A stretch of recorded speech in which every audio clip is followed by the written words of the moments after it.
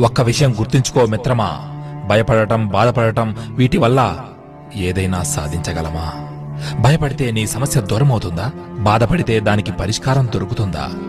ఒకసారి నీకు నువ్వే ఈ ప్రశ్న వేసుకో. సైకిల్ లేదా బైక్ నేర్చుకునే మొదటి రోజుని బాగా నేర్చుకున్న తరువాత ఒకసారి గుర్తు చేసుకో. ఒకటే మార్పు.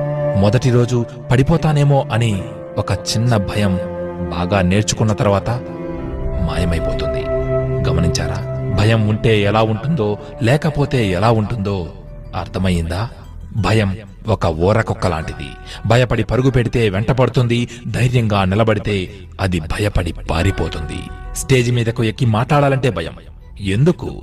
ఇతరులు ఏమనుకుంటారో, వాళ్ళు నన్ను హేళన చేస్తారేమో, నా సిగ్గు తీసేస్తారేమో అని భయం. ఒక విషయం గుర్తు తెచ్చుకో మిత్రమా, నువ్వు ఈ పని చేసినా చేయకపోయినా ఎవరో ఒకరు ఏదో ఒకటి